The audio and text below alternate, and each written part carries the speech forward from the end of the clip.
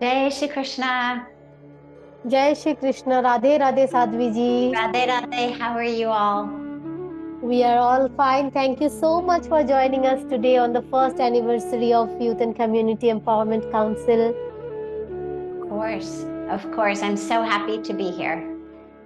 Thank you so much for joining. And everybody, please meet respected and honorable Sadhvi Saraswati Bhagawati ji.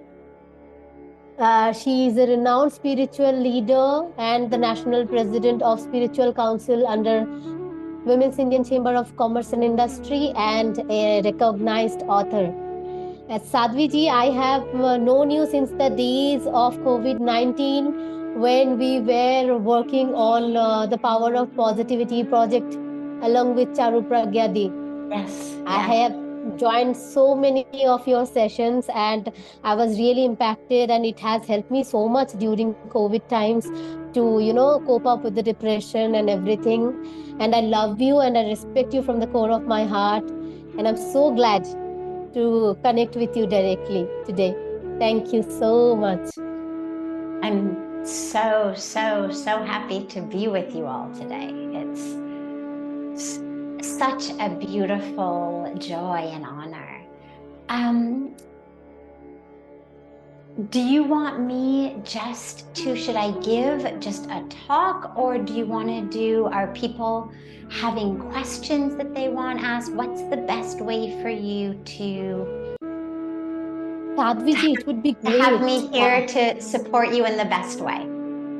Yes, Sadhvi ji, it will be best if we can do a kind of interactive session so that people get to know about the spiritual well-being of everybody. And in case if anybody has questions, they can ask you. Sure. So what we'll do then in that case is I'll start with a few words and a few thoughts, and then any questions that anybody has, we'll be very happy to take them. Sure. I would like Miss Sakshi Garg to take over from here because she is going to moderate the session for you. So, Sakshi, if you are available, please take over. Yeah. Sadhvi ji, we would like to welcome you all, and I love the vibe already. I love the energy that is coming out of your presence, your mere presence, and we're all really excited to know about you, about your work. You've done amazing work, and you continue to do so. And please enlighten us and share some pearls of wisdom with us. Thank you.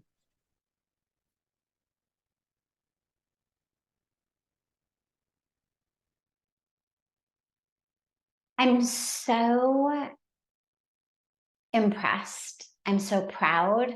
I'm so touched to see the beautiful work that you've been doing now for 1 year, and to be with you on this 1 year anniversary. And as we talk specifically about spirituality and spiritual empowerment for our youth, for our community, it's so important to realize what is that power of spirituality? Why do we need it, and why do we especially need it coming out of India today for the world?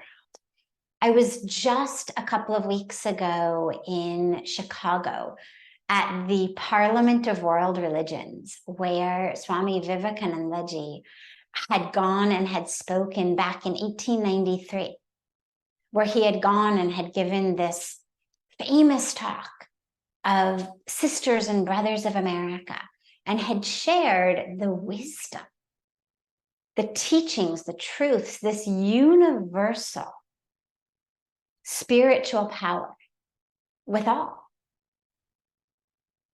From that day on, it has rippled through America, through the West, in such a powerful way. But it was so beautiful to be back in Chicago, back at the Parliament, and to just envision, him bringing this spirituality from India and sharing it with the West, because today it's needed so badly everywhere.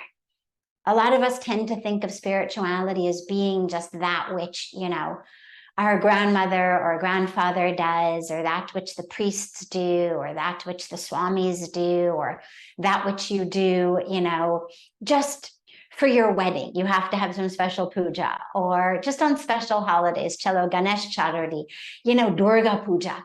But what does it actually mean in our daily life? And why is it so important for all of us? People are now realizing the importance of this.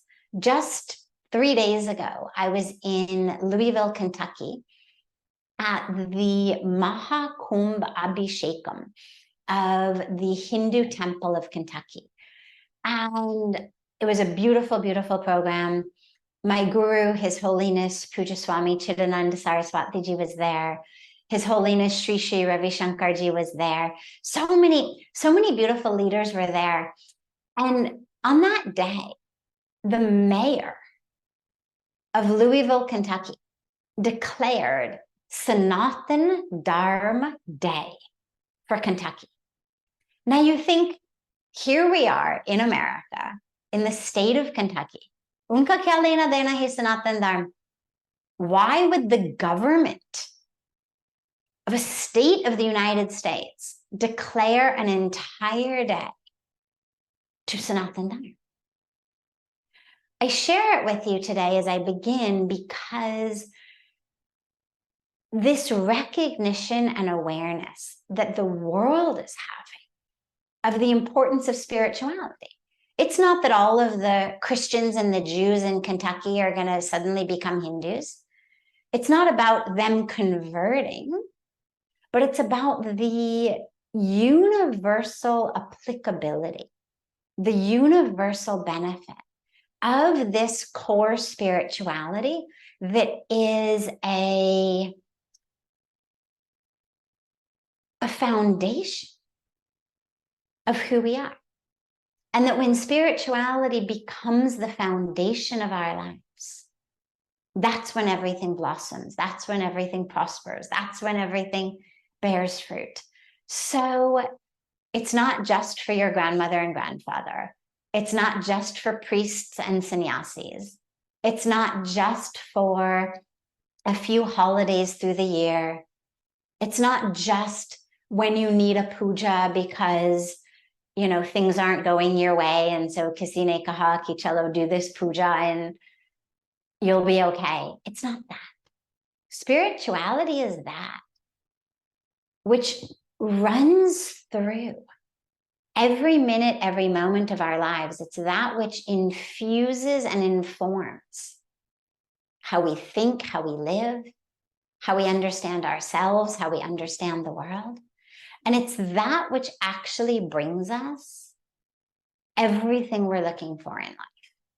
All of the happiness, the success, all of this that we think, oh, if I just, you know, could buy this, could have that, could get this degree, then I would be happy. And I know in my life, I saw that.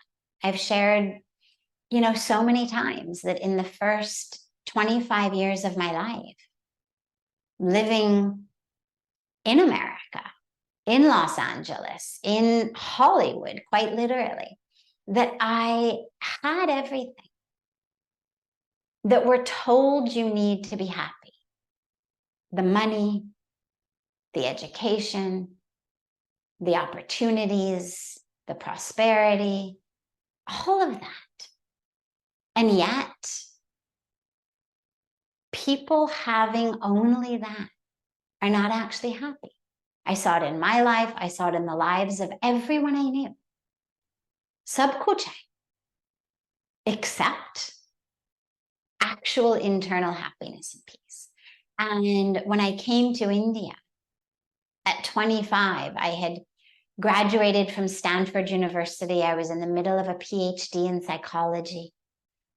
And yet, despite having everything, inside, there was not peace, there was not joy, there was not bliss, there was not grounding or anchoring.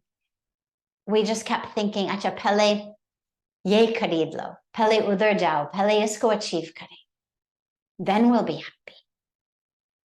But no matter how much we achieved or earned or bought or acquired, no matter how high on the ladders of success any of us got,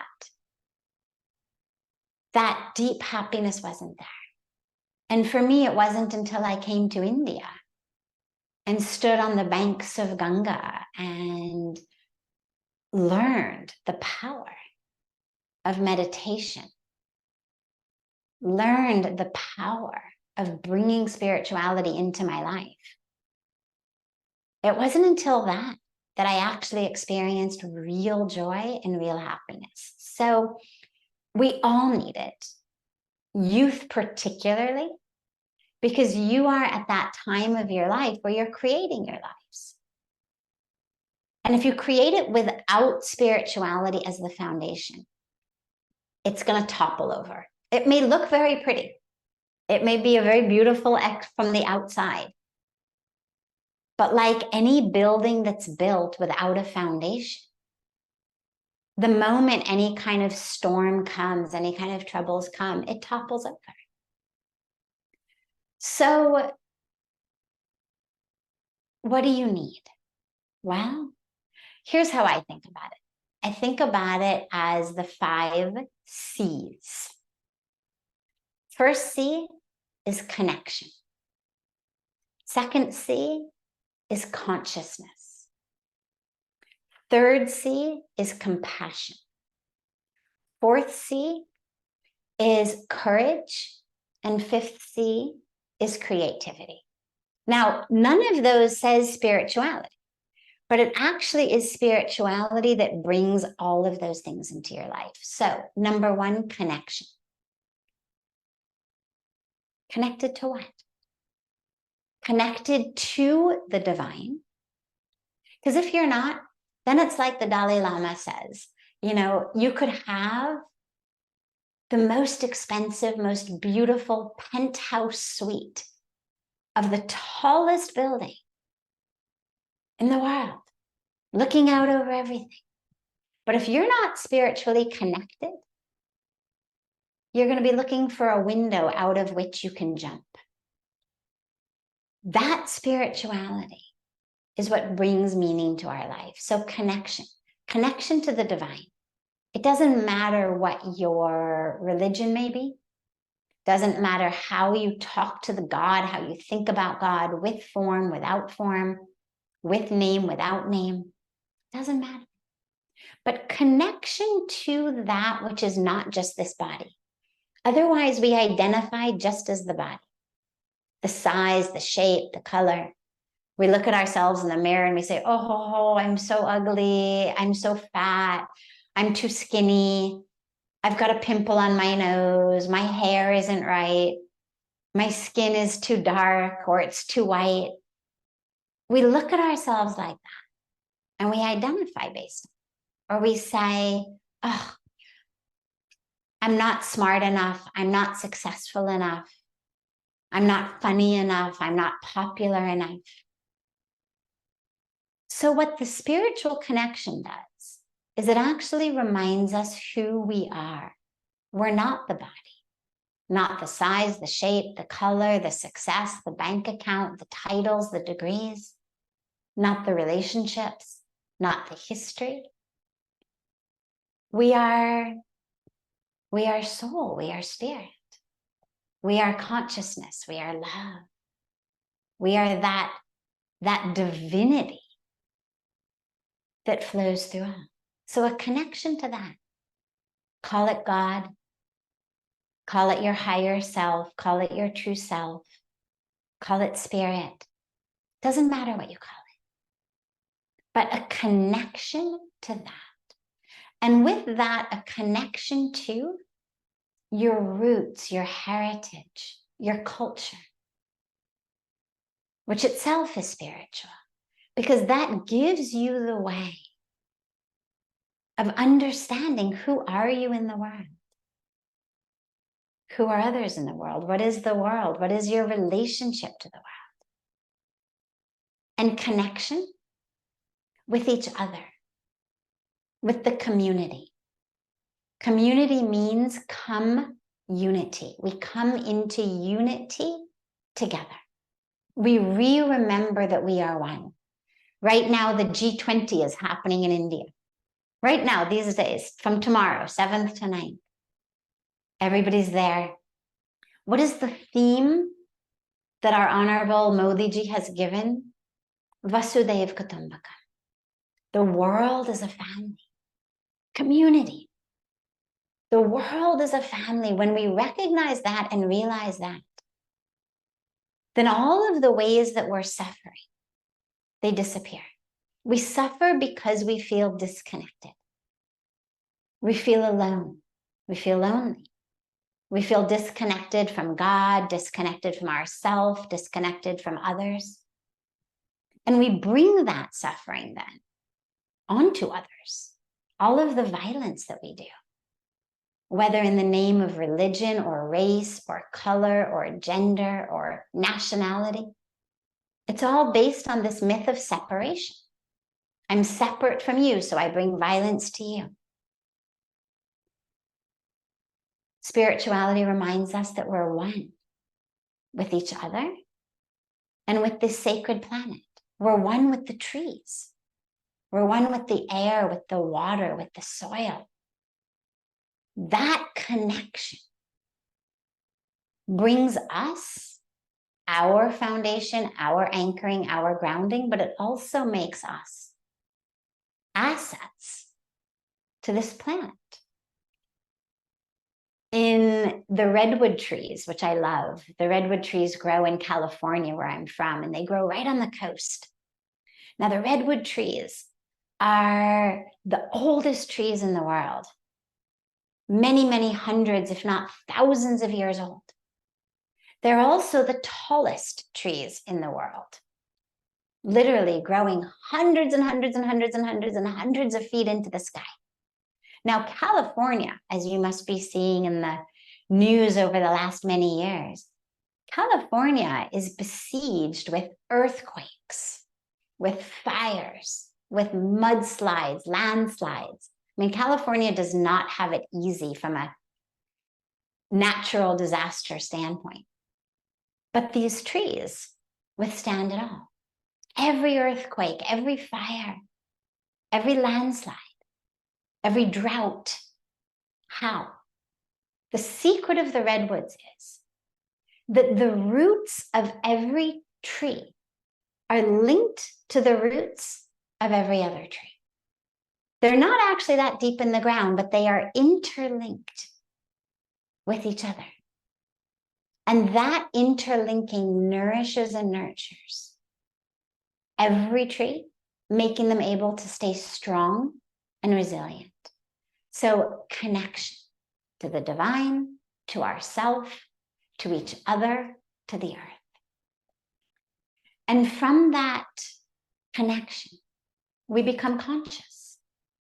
Conscious of how we live, conscious of how we speak, conscious of the choices and the decisions we make. Are they actually in alignment with what I know to be true, with my values, my ethics, with what I believe? We become conscious in every minute, every moment. Because if you're not conscious right here, right now, you can't be happy, you can't be in peace. You can only be happy right here, right now. But if you're not here, if you're off in your mind thinking about something that happened yesterday or something that's going to happen tomorrow, or wishing you were in Paris or wishing you were watching your TV show, whatever it may be, or if you're scrolling online, you're not conscious. And if you're not conscious, you cannot benefit from what this moment has to offer, which is actually your happiness, actually your peace, actually your meaning. But you have to be conscious. When we say be here now, that's what it means. Sharir to hai. But is our awareness here? Is our presence here? Is our consciousness here? So conscious. And then compassionate. Compassion is the truth of who we are. Compassion is not pity. It's not, oh, ho, ho, bichare. It's not that. Compassion is, your pain is my pain. Your hunger is my hunger. And so we feed, we help, we serve, not because we are the great humanitarians, but because everyone is self, because we are connected, we are not separate. Because this community is more than just the 5 or the 10 or the 100 of us. But this community is the entire planet, all of us. So we live with compassion, and compassion for ourselves also. A lot of us are our own worst enemy. Listen to the way you talk to yourself. Listen to that voice in your head.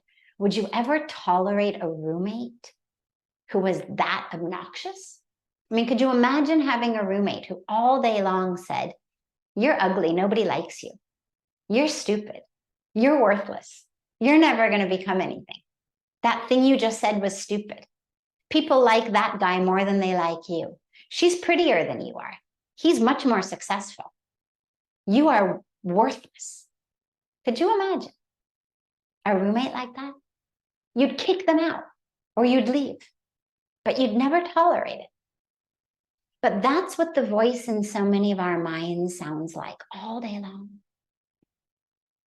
So when we talk about compassion, self-compassion, so meaning,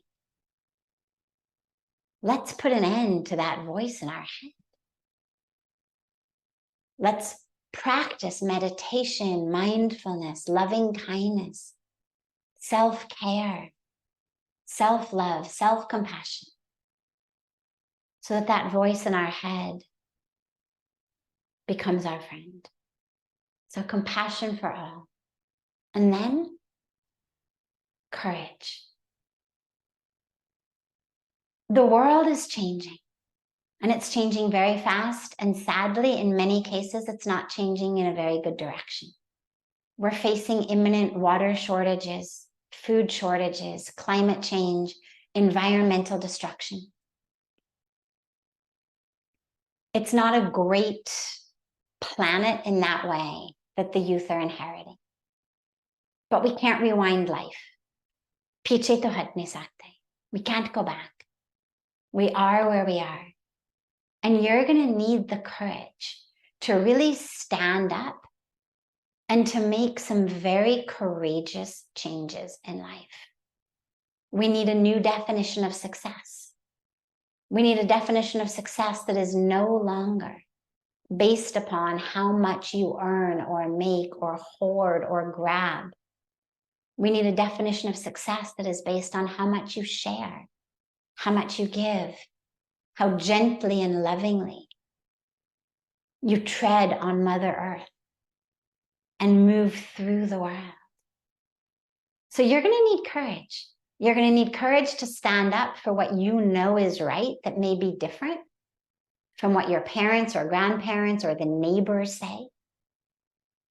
You're going to need courage to live your Dharma, which isn't always that which makes the neighbors happy. So many of us lose our lives in just thinking ki samne wale kya sochenge, samne wale ko kaise lagega. Usi samne wale ki chakkar mein we lose our lives and we lose the opportunity to really fulfill our Dharma. So you need courage. And then lastly, creativity. From the courage emerges creativity.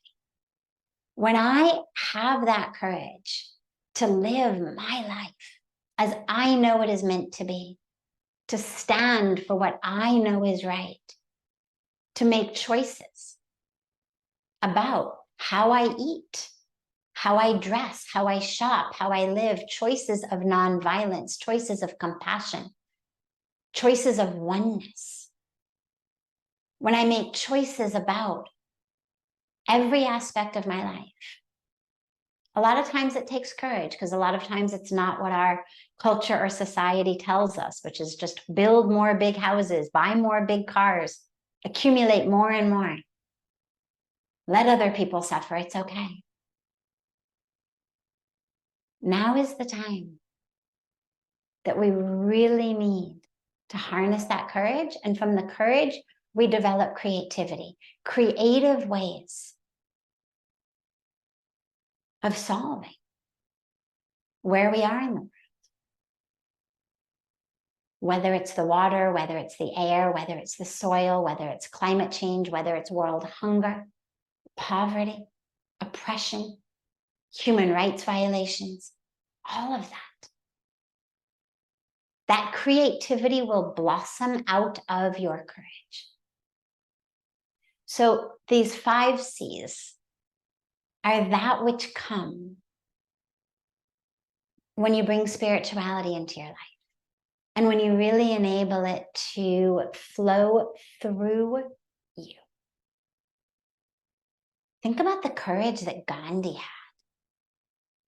Think about the courage that Malala had. Think about the courage that so many people in the world have had to harness, knowing things need to be different.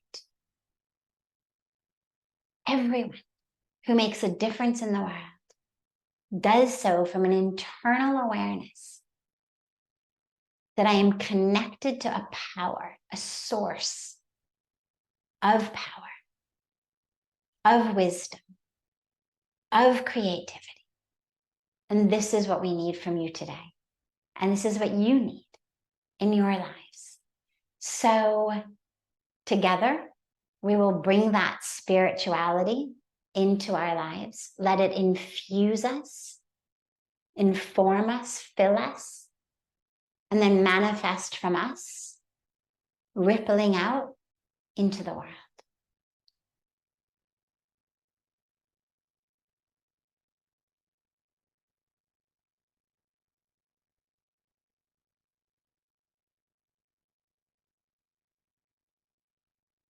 And I'm so happy to have had this beautiful opportunity to be able to come together with you all today.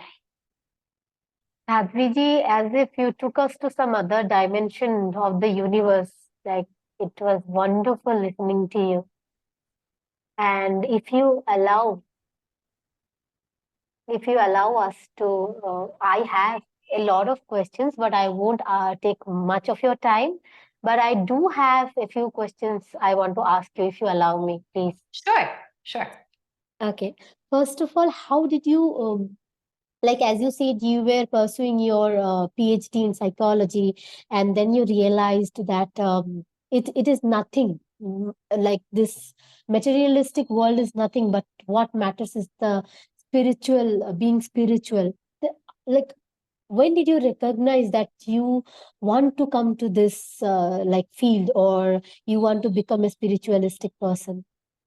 So I actually did not realize it there in America. I realized it only when I came to India. I came to India with a backpack, traveling.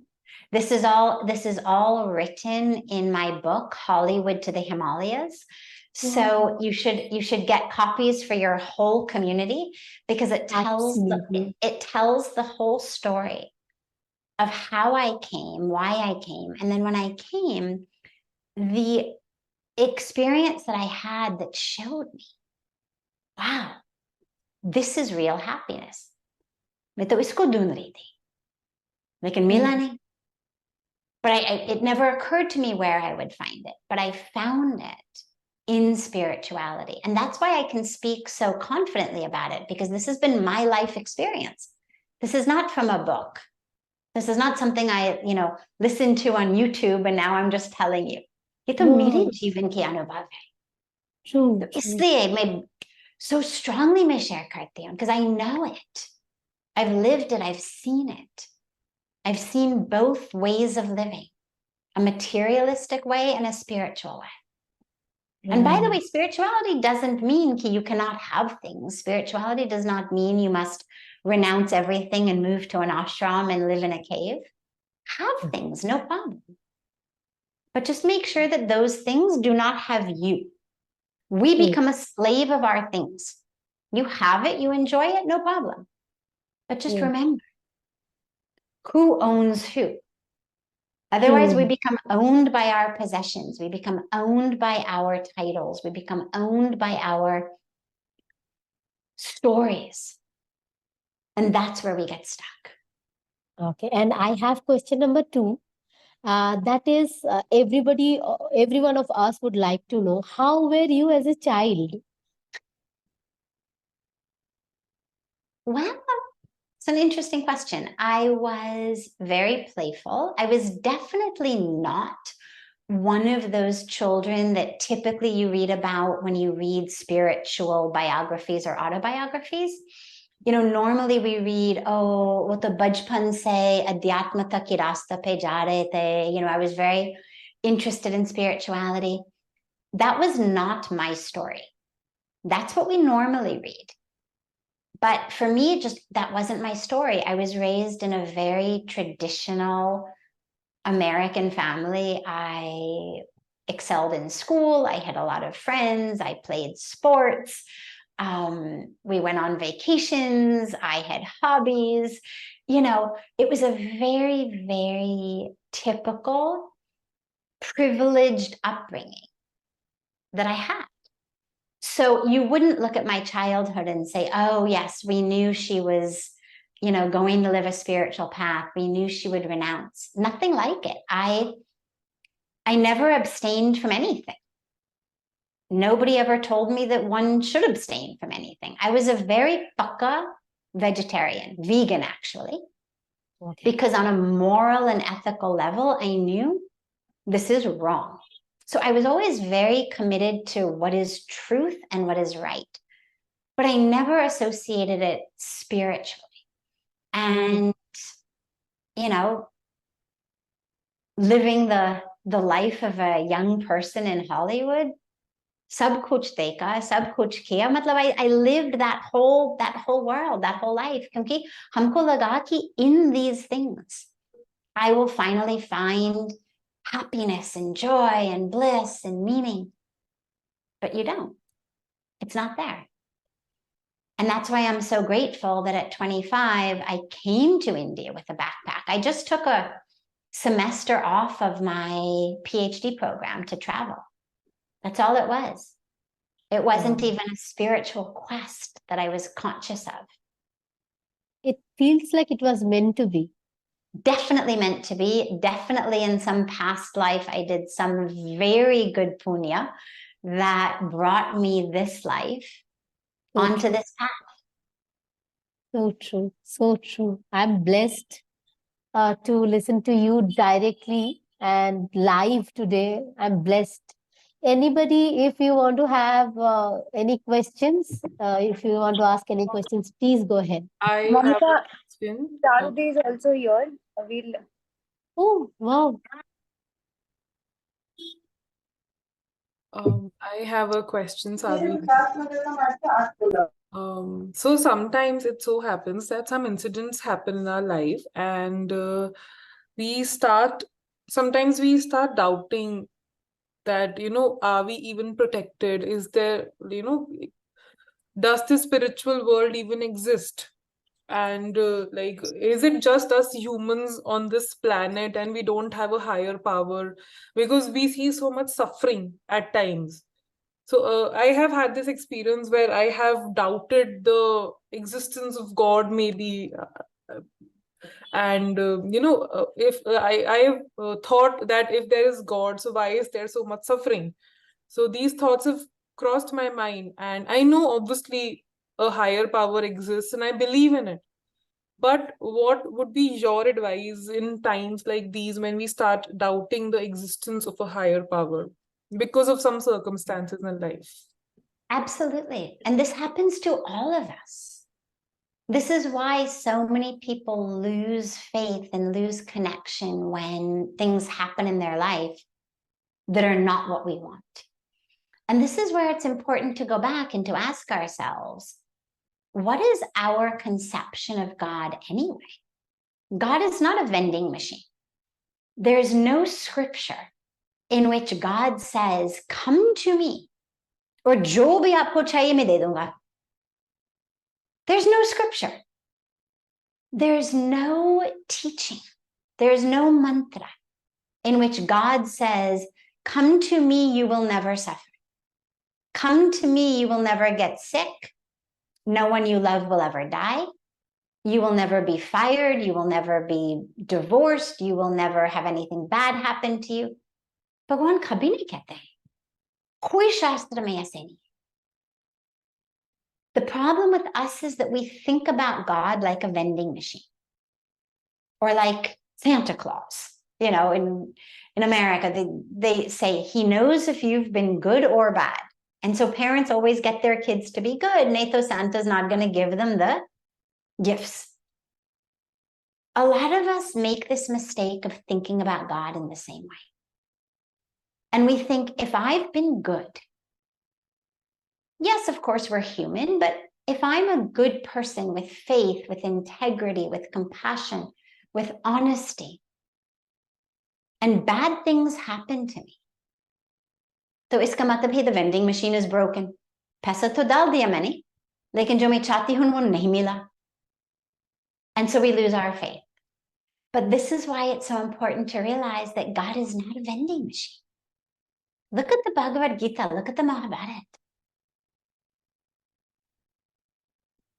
This is given to us as scripture. Arjuna, who has Krishna as his actual chariot, as his actual best friend, bad things happen.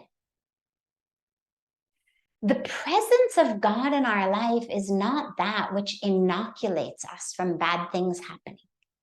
It's that which inoculates us from losing ourselves in the ups and downs of life. That's what our spiritual connection gives us. It's not that all of the lows go away and we only get highs. It's that in the highs and the lows, in that fluctuation, we stay anchored and grounded because we are literally anchored to the divine. You think about a boat on the ocean. If it doesn't have an anchor, it goes all over the place. The waves come and the boat goes up and down. But if it's anchored, then jo bhi tufan aa jaye, the boat is stable. And that's what the divine gives us. That's what our spiritual connection gives us. So you have to go back and realize, I've been expecting the wrong thing from it. This has been my expectation that God is going to be my vending machine. God is going to be my Santa Claus. But that's not what God is. The divine is that which keeps you together, you anchored, you grounded. The ups and downs of life will always happen. Thank you. Thank you so much. Of course, of course, of course. I do have to go. I do have another commitment, but I am so touched and so happy. Can you see me? Jai Shri Krishna. Jai Namaste. Shri Krishna. How are Kaise? you? Wonderful. bilkul So achhi. nice to see you. I got lucky. I got to see you before I start speaking, and I'm always delighted when I see you. You know that. I love you so much. So wonderful to see you, and so much love to you. So you send me your मैं आ रही blessings हूँ from a वापस. distance for now, and मैं I'm आ रही waiting हूँ to see वापस you 2 very हफ्ते soon. में, फिर प्लान बनाइएगा आने के लिए बिल्कुल. ऋषिकेश. आप जैसे ही आ जाती हैं घर, I am coming the very next day to give you a hug. Wonderful, wonderful. Pranam Please ma, bless take me care. too. Please Jai bless Shri me Krishna. too. Wonderful. So beautiful to be together and so much love. And why don't you organize a trip? Bring your community Sure. to Rishikesh. Yeah. Come to Would Rishikesh. love Come to to. Parmarth Nikatan. Come spend a couple of days. We'll have a beautiful retreat there. Yoga, meditation, satsang, walks in the Himalayas, Ganga Ji ki Aarti, yagna, everything. Wonderful. Wonderful, Sadhvi ji. I would love to. Make a plan. Anytime. Okay. Sure, Make a Sadhvi ji. plan. see what's good timing with everybody, and then come. And we'll get Absolutely. Charuji to come also. Yeah, Charuji will also join us. Wonderful. Wonderful. Jai Bye, Shri Ma. Krishna. Pranam, Ma. Jai Shri Krishna. Thank you so Jai much, Shri Krishna. Sadhvi ji. Thank you so much. Jai Shri Krishna. Jai Shri Krishna.